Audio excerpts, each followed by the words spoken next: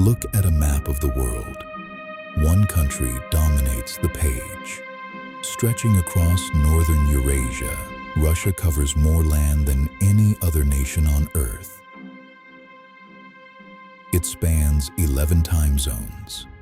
A traveler could cross entire continents and still remain inside Russian territory. The numbers are almost difficult to comprehend. Russia controls enormous reserves of oil, natural gas, minerals, forests, and fresh water. It possesses one of the world's largest nuclear arsenals. Its military has shaped wars, toppled governments, and influenced global events for generations. By almost every conventional measure, Russia looks like a geopolitical giant. A country this large should feel secure. A country this powerful should feel protected. A country with so much territory should have room to breathe. And yet, throughout its history, Russia has often behaved as though the opposite were true. Again and again, Russian leaders have acted not like rulers of an untouchable superpower, but like guardians of a nation under constant threat. They have expanded borders, built buffer zones, sought influence over neighboring countries, poured enormous resources into defense, and repeatedly framed security as an urgent national concern. At first glance, this seems contradictory. Why would a country that occupies nearly 1/8 of Earth's land surface worry about survival? Why would a nuclear superpower fear encirclement? Why would a nation with vast resources and immense military strength continue to think defensively? The answer is not found in military budgets.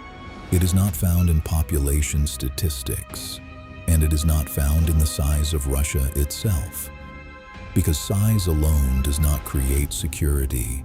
In fact, geography often works in far more complicated ways. A nation can be enormous and still feel exposed. It can be powerful and still perceive danger. It can possess immense resources while struggling with vulnerabilities that are impossible to ignore. For Russia, this paradox lies at the heart of its relationship with the world. Many of the decisions that outsiders interpret as ambition, expansion, or aggression are also connected to a deeper geographic reality, a reality that has shaped Russian thinking for centuries. To understand why Russia behaves the way it does, we have to stop looking at how large the country is and start looking at the land beneath it. Because the story of Russian insecurity is ultimately a story about geography. And once that geography comes into focus, the actions of one of the world's most powerful nations begin to look very different. If Russia feels vulnerable, the obvious question is why? After all, the country possesses immense territory. It has harsh winters, vast distances, and some of the most difficult landscapes on Earth. At first glance, Russia seems naturally protected, but that impression changes the moment we focus on the part of Russia that matters most. Not Siberia, not the Arctic, European Russia. Because this is where most Russians have historically lived. It is where the country's major cities developed. It is where political power emerged. And it is where Russia's greatest geographic weakness begins. Look at a physical map of Europe. Across much of the continent, geography creates obstacles. Mountain ranges divide regions. Rivers form barriers. Coastlines shape movement. Natural defenses help define political boundaries. Then look east. A vast stretch of relatively flat land extends from Western Europe deep into Russia. This is the North European Plain, one of the largest uninterrupted expanses of flat terrain on Earth. It begins near the Atlantic coast and stretches thousands of kilometers eastward. Across this landscape, armies can move with remarkable freedom. There are no towering mountain chains forcing invaders into narrow passes, no massive geographic walls separating Western Europe from the Russian heartland, no natural fortress protecting the approach to Moscow. The terrain remains open. And that openness has shaped Russian history for centuries. This is the crucial insight.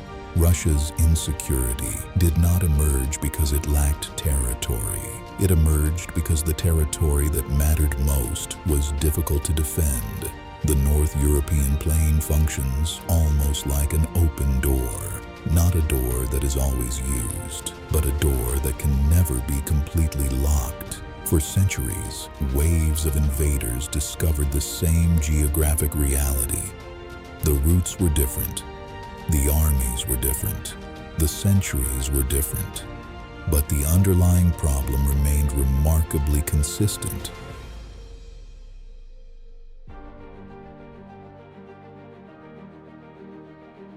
The land itself offered few obstacles. The first major shock came from the east. In the 13th century, Mongol forces swept across the Eurasian steppe and overwhelmed many of the principalities that existed in what is now Russia.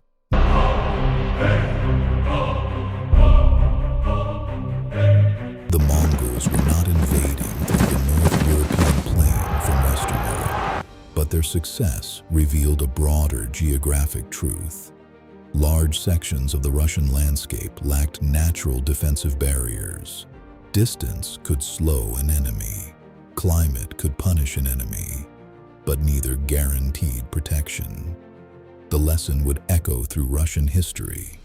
Centuries later, another army arrived, this time from the west.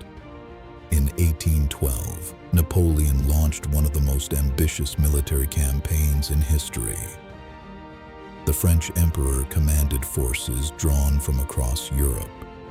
As they advanced eastward, there was no mountain wall waiting to stop them, no natural fortress blocking their path. The route into Russia remained open. The French reached Moscow. The city was eventually abandoned and burned. Napoleon's campaign ended in catastrophe. But from the Russian perspective, the most important lesson was not that the invasion failed. It was that the invasion happened at all. One of Europe's most powerful armies had penetrated deep into the Russian core. The terrain had allowed it.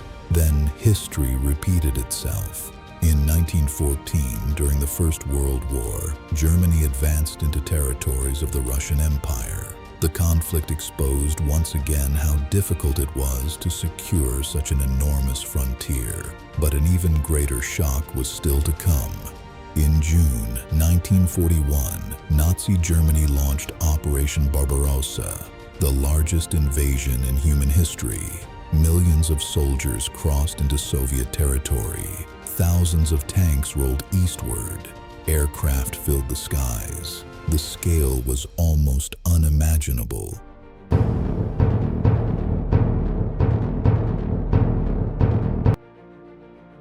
Yet what made the attack possible was not merely military power. It was geography. The attackers were able to exploit the same broad approaches that armies had used before. Again, the landscape offered few natural barriers. Again, the struggle moved toward Russia's vital centers. Again, the country faced an existential threat. The Soviet Union ultimately survived, at extraordinary cost. Tens of millions of people died during the war. Entire cities were devastated. Vast regions were left in ruins. Victory came, but it came with scars that would shape strategic thinking for generations. And this is where many outside observers misunderstand Russian security concerns. The memory of invasion is not simply historical, it is geographic. Russian leaders did not just remember Napoleon. They remembered that Napoleon reached Moscow. They did not just remember Hitler. They remembered how far German armies advanced before they were stopped. The fear was not created by individual enemies alone. It was reinforced by the landscape those enemies crossed. Again and again, Russian decision-makers confronted the same reality. The western frontier remained difficult to defend. The approaches remained relatively open. The distance to critical population centers remained uncomfortable, and every invasion seemed to confirm the lesson. For countries protected by oceans, mountains, or deserts, security often begins with geography. For Russia, geography frequently seemed to do the opposite. The terrain that helped connect Russia to Europe also exposed it. The same flat lands that enabled trade, communication, and expansion created pathways for attack. What looked like an advantage could become a vulnerability. And over time, Russian leaders reached a conclusion. If natural barriers did not exist, perhaps they would have to create security another way. If geography could not provide protection, maybe politics could. Maybe borders could be pushed outward. Maybe strategic depth could compensate for geographic weakness. Maybe the solution was not to defend the frontier. Maybe the solution was to move the frontier itself. That idea would become one of the most powerful forces in Russian history, and it would transform the map of Eurasia. If Russia's greatest vulnerability was an open frontier, then the next question becomes unavoidable. How do you defend a country when geography refuses to help? For centuries, Russian leaders arrived at the same answer. If they could not build mountains, they would build distance. If they could not create natural barriers, they would create strategic depth. And so Russia began expanding, not in a single burst, not according to one grand master plan, but gradually, century after century, frontier after frontier. The map kept moving outward. At first glance, this expansion can look straightforward. A rising power acquires more land. An empire grows because empires seek power, and certainly power played a role. Like every major state in history, Russia pursued influence, resources, and prestige. But geography added another motive: security. To understand the logic, imagine an enemy army approaching Moscow. If the frontier sits close to the capital, there is little room for error. A military defeat could become a national catastrophe. But if the frontier lies hundreds or even thousands of kilometers farther away, something changes. Time becomes an ally. Distance becomes a weapon. Every kilometer an invading army must cross creates new challenges. Supply lines grow longer. Resources become harder to deliver. Communications become slower. Troops become more vulnerable. The deeper an invader moves, the more difficult the campaign becomes. Russian planners understood this lesson well. They had seen it throughout history. So rather than relying entirely on defensive walls or fortifications, Russia often sought protection through space itself. This is the concept known as strategic depth. The idea is simple. The farther danger is from your vital centers, the more opportunities you have to respond, more time to mobilize, more room to retreat, more chances to regroup, more opportunities to wear down an enemy before they reach the heart of the country. From this perspective, territorial expansion was not merely about acquiring land. It was about pushing potential threats farther away. Every new frontier became a new defensive line. Every buffer region increased the distance between Russia's core and its rivals. Over time, this logic reshaped the map of Eurasia.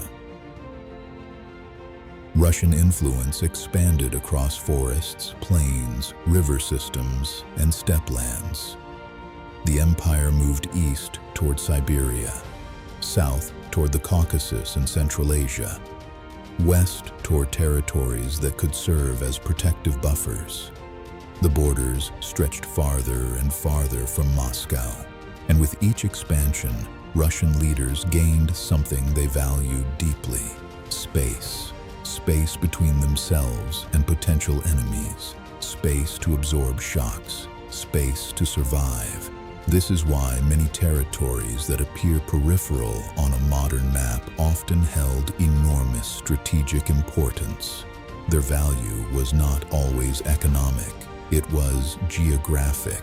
They existed between Russia and someone else, and that alone could make them important.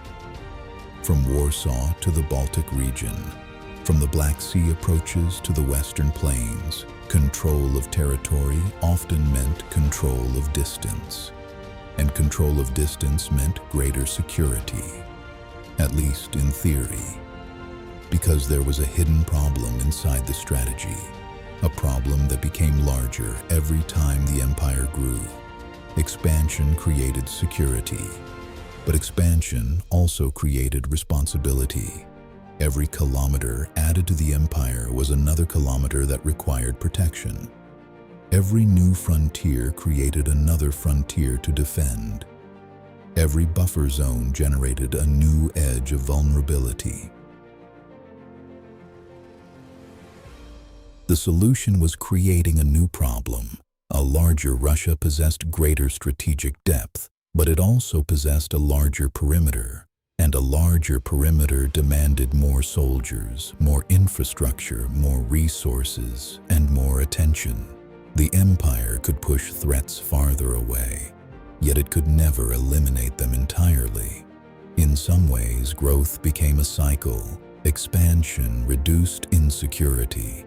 Then new borders generated fresh insecurities, which encouraged further expansion, which produced even more borders. The logic fed itself.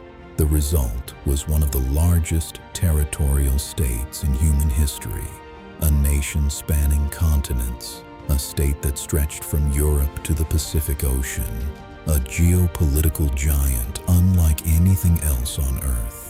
Yet beneath that immense scale remained the same concern that had existed for centuries: security. The empire had gained distance, it had gained buffer zones, it had gained territory beyond imagination. But had it truly solved the problem? Not completely, because even as Russia expanded across land, another geographic challenge remained stubbornly unresolved. A challenge that distance could not fix, a challenge that shaped trade, military power, and global influence. A challenge found not on the plains of Europe, but at the edge of the sea.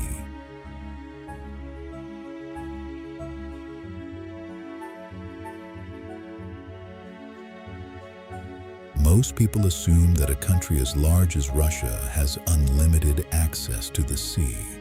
It seems like a reasonable conclusion. After all, Russia possesses one of the longest coastlines on Earth. The country touches multiple oceans. It borders countless seas.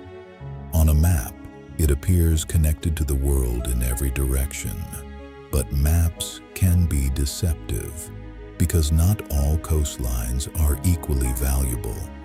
And for Russia, some of the longest stretches of coastline on the planet have historically offered surprisingly little strategic freedom. This is one of the most important realities in Russian geography. A country can possess access to the sea and still struggle to use it. To understand why, imagine standing above the Earth and tracing Russia's shoreline from west to east. At first, everything looks impressive. Thousands upon thousands of kilometers of coast, a maritime giant, a nation seemingly impossible to isolate. Then the geography begins removing options, one by one. The first challenge appears in the north. Russia's Arctic coastline stretches across an immense frozen frontier. On paper, it is enormous. In practice, geography imposes severe limitations. For much of history, Large sections of the Arctic Ocean remained covered by ice for significant parts of the year. Even where seasonal navigation became possible, harsh weather, extreme cold, and difficult operating conditions increased costs and risk.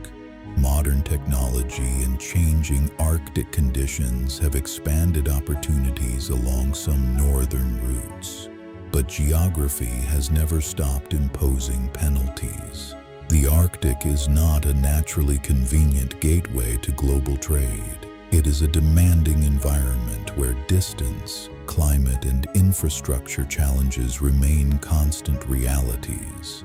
So despite its extraordinary length, much of Russia's northern coastline has historically provided limited access to the wider world.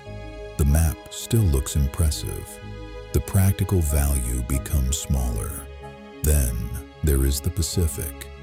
At first glance, this appears to solve the problem. Russia possesses a vast Pacific coastline stretching from the Far East toward the Arctic. Major ports exist. Shipping routes connect to Asia. The ocean itself presents no frozen barrier comparable to much of the Arctic. Problem solved. Except geography introduces a different complication: location.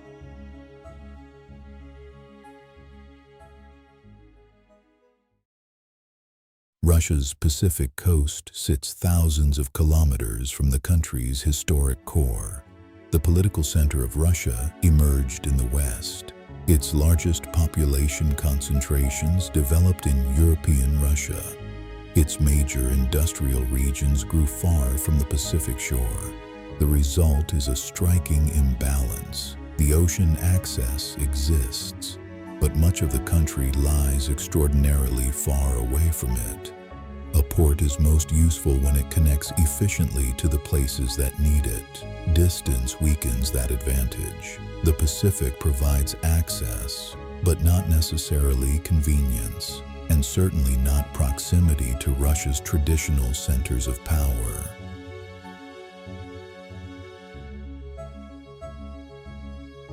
The map removes another option. Attention then shifts westward toward the Baltic Sea. This region has played an enormous role in Russian history. For centuries, access to the Baltic represented access to Europe, access to trade, access to naval power, access to influence.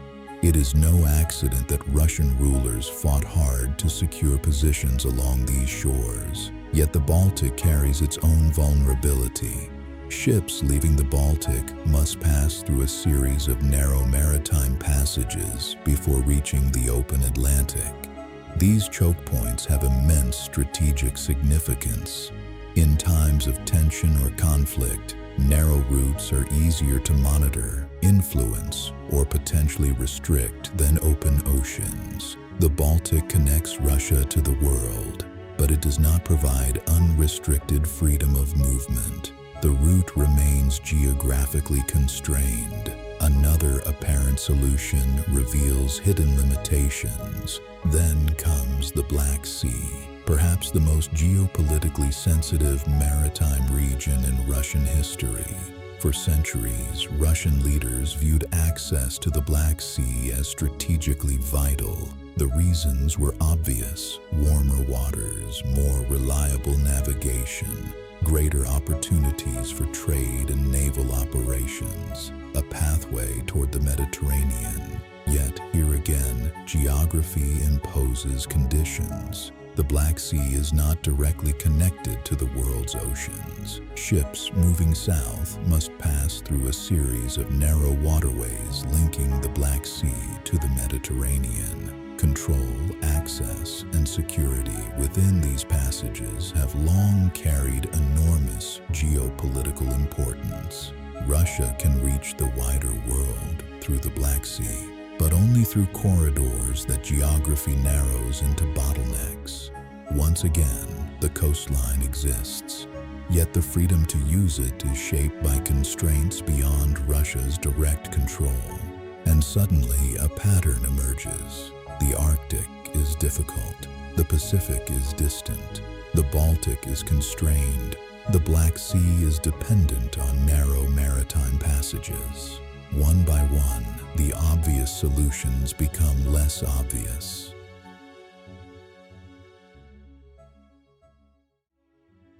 For most countries, size is an advantage.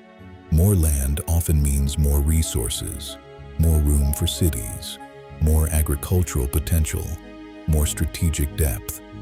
By that logic, Russia should possess an overwhelming geographic advantage, and in many ways, it does. But geography rarely gives without taking something in return, because every advantage carries a cost, and the cost of Russia's immense size is distance, not ordinary distance, civilization-scale distance, the kind of distance that changes how an entire country functions. Look at a map again. Russia stretches from the Baltic region in Europe to the Pacific coast of Asia. It spans roughly a third of the Eurasian continent. The country covers 11 time zones. When morning begins in one part of Russia, another part is already ending its day. The sheer scale is difficult to comprehend, and yet maps still fail to capture the true challenge. Because governing territory is not the same as owning territory. Land only becomes useful when people, goods, information, and infrastructure can move across it. That is where size begins to transform from an asset into a burden. Imagine trying to build a road network across a territory this vast, or a railway, or power lines, or pipelines, or communication systems. Every kilometer adds cost. Every remote settlement requires connection. Every new piece of infrastructure must be maintained across enormous distances. For smaller countries, these challenges exist on a manageable scale. For Russia, they exist on a continental scale.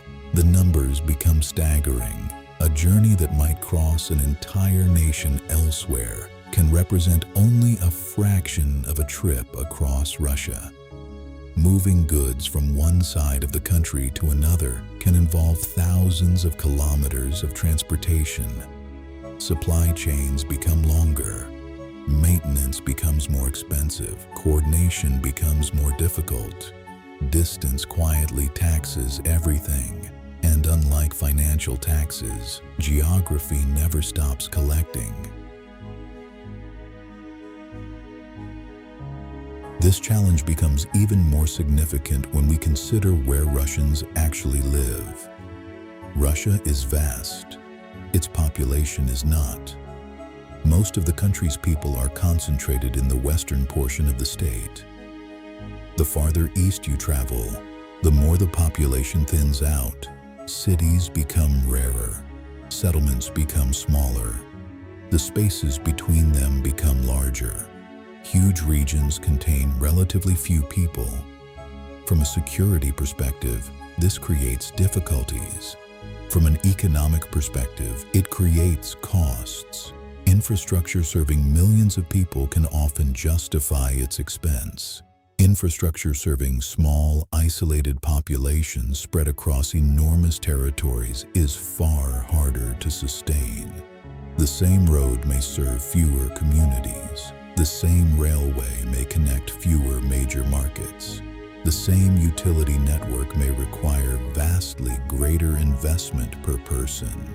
Geography demands more while often delivering less efficiency in return. And then there is the question of resources. Russia possesses extraordinary natural wealth: oil, natural gas, minerals, timber, rare metals. The country ranks among the most resource-rich places on Earth. At first glance, this appears to be another enormous advantage, but resources only create prosperity when they can be extracted, transported, and delivered. And here again, distance intervenes. Many of Russia's most valuable resources are located far from major population centers, far from industrial hubs, far from export terminals, far from the consumers who ultimately need them. Some exist deep within Siberia. Others lie in remote northern regions. Still others are found in areas where infrastructure is limited and operating conditions are difficult. Finding resources is only the first challenge. Moving them is often the second, and sometimes the more expensive one. Pipelines must cross immense landscapes. Railways must span enormous territories. Roads must reach isolated extraction sites. Workers must be transported. Equipment must be delivered. Maintenance crews must operate in some of the most remote environments on Earth. The wealth exists, but geography demands payment before that wealth can be used.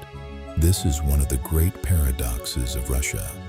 The country is rich in resources, yet extracting value from those resources frequently requires overcoming the very geography that created them. The same scale that grants abundance creates obstacles. The same size that generates power creates inefficiency. The same territory that strengthens Russia strategically can weaken it economically. And nowhere is this contradiction more visible than in transportation. A nation this large cannot function without vast networks linking distant regions together. Railways become lifelines, pipelines become arteries, roads become instruments of national cohesion. Without them, enormous sections of the country risk isolation. With them, the costs are immense. Russia's geography constantly forces a balancing act. Too little infrastructure and distance fragments the country. Build enough infrastructure to overcome distance, and the financial burden becomes enormous. Either way, geography remains in control. Russia's geography creates distance. Its climate makes those distances even harder to overcome. Because across enormous portions of the country, the challenge is not simply reaching a destination. The challenge is surviving the environment in between. This is where many discussions about Russia become misleading. People often look at the map and see possibility. Millions of square kilometers, vast forests, immense open spaces, endless horizons. But geography is not measured by what exists on paper. It is measured by what people can actually use. And in Russia, a significant portion of the landscape imposes severe limitations on human activity. The reason begins with climate. Much of Russia lies at high northern latitudes. Winter is not merely a season here. It is a dominant geographic force. Across large areas of the country, cold temperatures persist for months. Snowfall can blanket transportation networks. Rivers freeze. Construction seasons shrink. Agriculture faces tight time constraints. Economic activity must constantly adapt to environmental realities. For generations, Russians have learned how to live with these conditions. But adaptation does not eliminate cost. It only reduces it. Every winter imposes a penalty paid in time, in money, in maintenance, in effort. And nowhere is that penalty more visible than beneath the ground itself. Across vast regions of northern Russia lies permafrost, ground that remains frozen for years, decades, and sometimes centuries. At first glance, frozen earth might sound stable. In reality, it creates extraordinary engineering challenges. Roads can crack, buildings require specialized foundations, pipelines demand careful design, railways must be constructed with environmental conditions constantly in mind. Infrastructure cannot simply be placed on the landscape. It must negotiate with the landscape. The result is that development becomes more expensive, more complicated, and more fragile. A road built in a temperate climate is one thing. A road built across remote permafrost regions is something entirely different. The same applies to housing. energy systems, industrial facilities, transportation corridors. Everything costs more when the environment fights back, and climate influences more than infrastructure. It shapes agriculture as well. Many of the world's most productive agricultural regions benefit from long growing seasons, months of reliable warmth, predictable planting and harvesting cycles. Russia does possess important agricultural areas, particularly in its southwest, but enormous portions of the country face far shorter growing seasons. The window for cultivation can be limited. The margin for error can be small. A late frost, an unusually harsh season, an unexpected weather event. These can have significant consequences. Again, geography imposes conditions. Again, the environment narrows the options available. And this brings us to one of the most revealing maps of Russia. Not a map of territory, a map of people. Because if climate affects where life is easiest, population patterns begin to tell a story. At first, Russia appears almost unimaginably large. Then population density enters the picture. And suddenly the country looks very different. Most Russians do not live across the entirety of Russia. They live within a relatively concentrated portion of it. The overwhelming majority of the population is clustered in the western part of the country and in a limited number of major urban corridors. Beyond those regions, the land becomes progressively less populated. Not because the territory is unimportant, not because it lacks resources, but because climate and geography make a large-scale settlement far more difficult. This is the twist hidden inside Russia's enormous size. So, can Russia escape its geography? Not completely. Technology can reduce distance. Engineering can overcome obstacles. Ports can be expanded. Railways can be built. Infrastructure can connect remote regions that once seemed unreachable. Human ingenuity can accomplish remarkable things. But geography never truly disappears. It adapts, it persists, and it continues to influence the choices nations make. Throughout this story, we have seen the same pattern repeat itself. An open plain encouraged fears of invasion. Those fears encouraged expansion. Expansion created strategic depth. Strategic depth created enormous logistical burdens. Distance increased the importance of infrastructure. Climate magnified the cost of maintaining it all. Each challenge was connected to the one before it, not because of a single ruler, not because of a particular ideology, not because of one government or one era, but because of the landscape itself.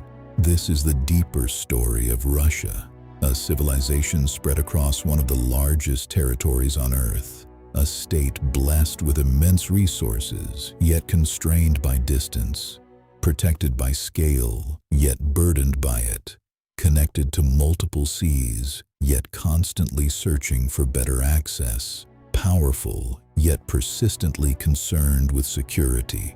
The paradox that opened this documentary was never really a paradox at all. Russia can be strong and insecure at the same time. It can be vast and vulnerable at the same time, because geography does not reward size alone. It rewards position, access, connectivity, defensibility, the qualities that maps often hide behind simple borders. And that is why Russia's history cannot be understood solely through its leaders, its wars, or its political systems. Those stories matter, but beneath all of them lies something older, something more permanent. The geography that shaped the choices available to every generation that came before, and will continue shaping the choices of those who come next. Borders may change, governments may rise and fall, technologies may transform the world. Yet the plains remain, The coastlines remain, the distances remain, the climate remains, and so does the central challenge. For centuries, Russia sought security from foreign rivals. It built armies, expanded borders, created buffer zones, and searched for strategic advantages wherever it could find them. But the force that shaped its history was there long before any rival appeared, waiting beneath every decision, present in every century, written into the map itself. Geography.